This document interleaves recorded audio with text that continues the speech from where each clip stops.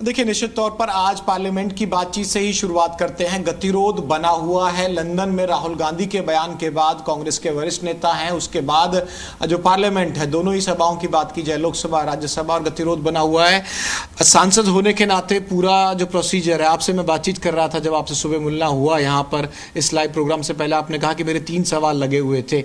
ये सांसदों का और बाकी जिस तरह से जो कार्य होने होते हैं, संसदीय कार्य होते हैं, उसमें कितनी रोक, और बल्कि एक सवाल तो ये भी बनेगा कि बीजेपी के सांसदों ने ही आज पार्लियामेंट में पूरी तरह से हो हल्ला किया। नहीं, देखिए, हो हल्ला का विषय नहीं है, परंतु जिस प्रकार से राहुल गांधी ने कांग्रेस के जो नेता हैं उन्होंने जिस प्रकार से लंदन में जाकर के, विदेश में जाकर के जिस प्रकार से भारत की छवि को धूमिल करने की कोशिश की है, उसकी छवि को खराब करने की कोशिश की है, जिस प्रकार से उसने अपने सारे विषय को रखा है कि ऐसा महसूस। हुड्डा साहब ने कल बयान सुना आपने? हुड्डा साहब ने कहा कि अगर ऐसा कुछ गलत कहा होता तो मैं खुद ही कह देता माफी मांगने के लिए। हम लोगों ने बयान सुन लिया, ऐसा कुछ भी गलत नहीं कहा। देखिए, हुड्डा साहब तो उसके लंगोटिए हैं। वो तो जो राहुल गांधी कहेगा उस बात में गलत कहा होता तो मैं खुद कह देता। अरे, जो राहुल गांधी कहेगा वो एक शब्द भी नहीं उससे बाहर बोल सकता। वो तो उसको हाथ खड़ा करने वाला व्यक्ति है हुड्डा साहब। तो कभी भी वो, उसके अंदर इतनी वो नहीं है कि वो जाकर के उसका विरोध कर सके। एक बार भी विरोध नहीं कर सकता। और हुड्डा साहब, जो राहुल गांधी साहब ने कहा है कि यहाँ पर लोकतंत्र नहीं है, यहाँ पर लोकतंत्र, अरे लोकतंत्र हुड्डा साहब को दिखाई नहीं दिया कि जब सरदार मनमोहन सिंह जी देश के प्रधानमंत्री थे और जब उन्होंने एक निर्णय किया था, इसी राहुल गांधी साहब ने उस ऑर्डर की कॉपी को फाड़ करके लोकसभा के अंदर फेंक दिया था। वो लोकतंत्र कहाँ? बीजेपी के सांसद क्या चाह रहे हैं पार्लियामेंट में? आप लोगों की क्या मांग? नहीं, देखिए, जिस प्रकार से उसने देश की छवि को धूमिल करने की कोशिश की है, धूमिल करने का काम किया, विदेश के अंदर जा करके वो देश के सामने आकर के माफी मांगे। नरेंद्र मोदी जी के नेतृत्व में 9 वर्षों में देश ने एक बड़ा आप हरियाणा के सवाल है, एक पुलिस की भर्ती को लेकर सवाल है कि पुलिस की भर्ती फिर रुक गई है और विपक्ष लगातार फिर एक बड़े शाम तक प्रेस नोट आएंगे, बयान आएंगे और कहीं ना कहीं आते भी हैं कि लगातार आपकी भर्तियां क्लियर नहीं हो पाती। नौकरी पर पोस्ट है, मैं वो भी आपको प्रेस नोट भी पढ़ा रहा था, उसमें साफ तौर पर लिखा हुआ था कि कितनी भर्तियां खाली हैं। और अब एक नया उसमें जुड़ गया है कि जो पुलिस की भर्ती पर हाईकोर्ट में रोक लग गई है, क्योंकि जो मार्क देने का नंबर था, सोशल मार्क्स दिए गए थे, उसके हिसाब से मेरिट पर नहीं भर्ती हो रही है। ये याचिका लगाई गई थी हाई कोर्ट में, तो पुलिस की भर्ती रुक चुकी है। नहीं, देखिए, हर भर्ती मेरिट के ऊपर हो रही है, बिना पर्ची बिना खर्ची के हो रही है। अगर कहीं पर भी जो कोर्ट ने उसके ऊपर संज्ञान लिया है, अगर कोई ऐसा विषय है तो सामने आ जाएगा, और सामने आ जाएगा तो सारा तथ्य क्लियर हो जाएगा। ये पहली सरकार ऐसी है मनोहर लाल जी के नेतृत्व में जिसके अंदर बम्पर भर्तियां हुई हैं। मेरे ख्याल से 1 लाख से भी ज्यादा बिना पर्ची बिना खर्ची के युवाओं को रोजगार। आप लोगों का नारा है बिना पर्ची बिना खर्ची के, लेकिन सरकार कहती है कि सरकार के जो विरोधी हैं यानी कि विपक्षी दल कहते हैं तो सूटकेस वाला सिस्टम बना रखा है, बड़े बड़े घोटाले हुए, उनकी रिपोर्ट निकल कर आती नहीं और इतनी भर्तियां पेंडिंग हैं, कोर्ट में फंस जाती हैं। देखिए, क्योंकि विपक्ष के समय के अंदर जिस प्रकार के सूटकेस चलते थे और वो सूटकेस अब बंद हो गए हैं, उनको तो पीड़ा होनी है। आज गरीब माँ का बेटा भी आज SCS अधिकारी लग जाता है, ये मनोहर लाल जी के कार्यकाल के अंदर है। आज सब इंस्पेक्टर लग जाता है। आज कोई भी लिस्ट आती है उसमें गरीब माँ बाप का बेटा नौकरी पे चला जाता है, बिना पैसे के, बिना पर्ची के, बिना खर्ची के चला जाता है। तो बात MP साहब, एक सवाल और है कि कहीं ना कहीं अब कांग्रेस की पिछले कुछ दिनों की घटनाक्रम देखें, जिस तरह की तैयारियां हरियाणा में देखें, चाहे आप बात कर लीजिए प्रदेश अध्यक्ष उदयवान साहब की, बात कर लीजिए भूपेंद्र सिंह हुड्डा की, सांसद हैं राज्यसभा, वो चंडीगढ़ तक गए, गतिरोध बनाया, और जो नारे हैं, नारों के साथ क्या आ रहा है कि हम इस तरह की चीज़ों को लागू करेंगे, हमारी सरकार हरियाणा में आ रही है। ये कांग्रेस ने ऑन कैमरा, ऑन जनता के बीच दावा करना शुरू कर दिया, चीजें लागू करेंगे। OPS को लेके बोला, OPS किसने बंद की थी? हुड्डा साहब को पूछना चाहिए। OPS साहब ने जवाब दिया है उसमें विधानसभा किसने बंद किया था? ये कांग्रेस पार्टी ने ही बंद किया। कांग्रेस पार्टी की ही देन है। अपने आप अपने फैसलों के ऊपर यू टर्न लेना कांग्रेस की फितरत है। कांग्रेस की ये ऐसी फितरत रही है, थुक्को और चाटो। परिवार पहचान पत्र को भी बंद कर देंगे और जो बुढ़ापा पेंशन है उसमें बढ़ोतरी करेंगे। 6000 का वादा देख रहा था शायद मैं, जो कांग्रेस कर रही है। देखिए, उन्होंने पिछले अपने कार्यकाल के अंदर जो वायदे किए थे वो पहले तो अपने उस मैनिफेस्टो के ऊपर ध्यान करें। पिछला जो 2009-10 के अंदर जो 9 में मैनिफेस्टो था उसके ऊपर ध्यान करें कि उसके अंदर कितना पूरा किया। ऐसे गुमराह नहीं करना चाहिए किसी को। अरे लोगों को न्याय नहीं मिलता था, यही सरकार है।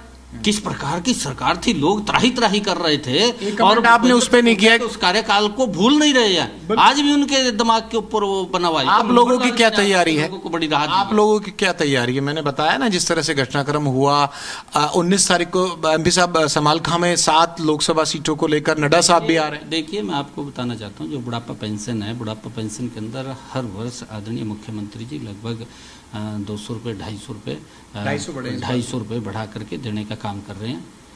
आप इनका रिकॉर्ड उठा करके देख लीजिए, कांग्रेस के समय के अंदर कितनी बुढ़ापा पेंशन बढ़ाई है। झूठ बोलने तो कोई फायदा नहीं लगता। आज तो इनको ये लग रहा है कि हम सत्ता के ऊपर काबिज हो जाएंगे, आज तो ये भी कह देंगे भी आसमान से तारे तोड़ लाएंगे। भूपेंद्र सिंह हुड्डा कह देगा, लोगों को कहेगा मैं आसमान से तारे तोड़ के आपको ला करके दे दूंगा, परंतु कहाँ से दे? पीछे तो दिया नहीं, भूपेंद्र सिंह हुड्डा का कार्यकाल नहीं देखा।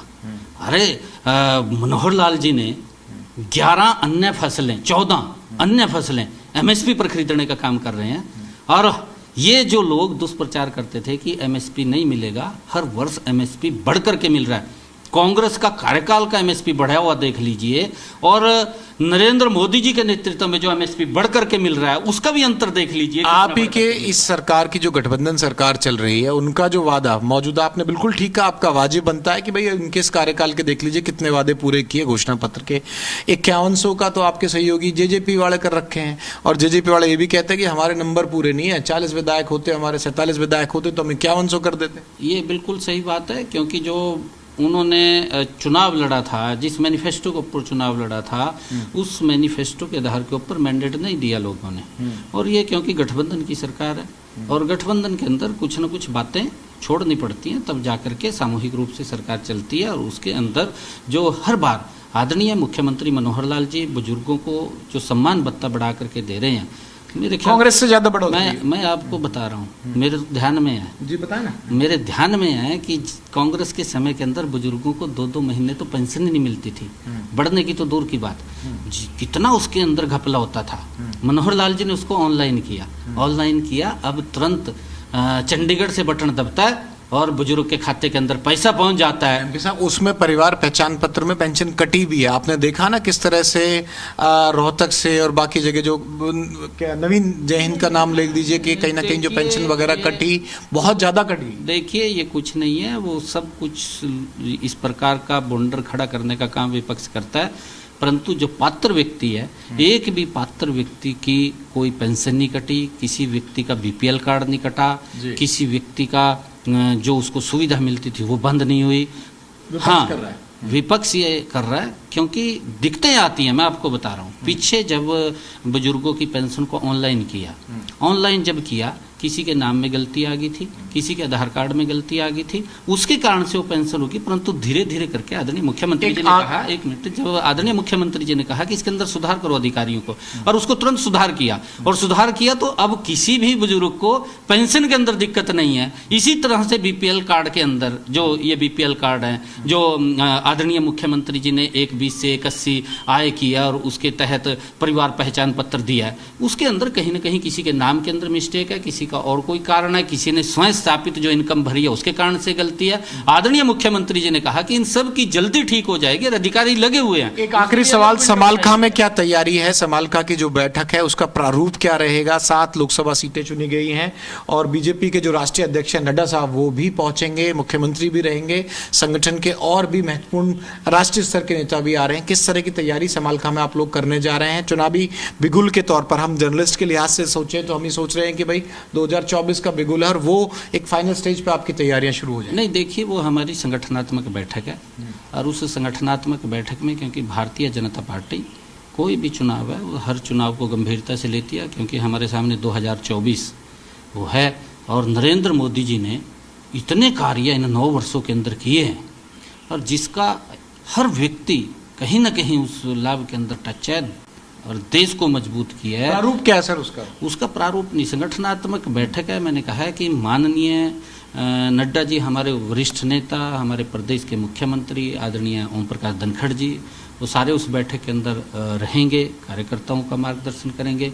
और जो मैंने कहा है कि 2024 का चुनाव हमारे सामने है कि इतना काम आदरणीय नरेंद्र मोदी जी के नेतृत्व में हुआ है, किसानों के हित में हुआ है, महिलाओं के हित में हुआ है, युवाओं के हित के अंदर हुआ है और व्यापारियों के हित के अंदर हुआ है, एक वर्ग मजदूर के हित में हुआ है। एक भी वर्ग ऐसा नहीं है कि जिसको अनछूता किया गया हो, हर वर्ग का समान रूप से विकास इन 9 वर्षों के अंदर नरेंद्र मोदी और मनोहर लाल जी के डबल इंजन की सरकार के अंदर हुआ है।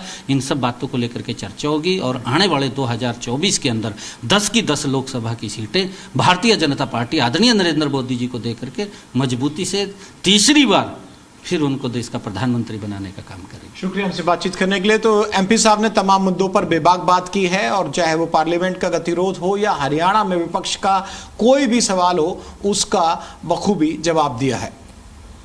तो आप सुन रहे थे सांसद नायब सिंह सैनी को। हरियाणा के मुद्दों पर बात की, राहुल गांधी के बयान पर बात की और नायब सिंह सैनी ने खुलकर ओल्ड पेंशन स्कीम से लेकर ई टेंडरिंग के मुद्दे पर बेबाकी से अपनी राय रखी।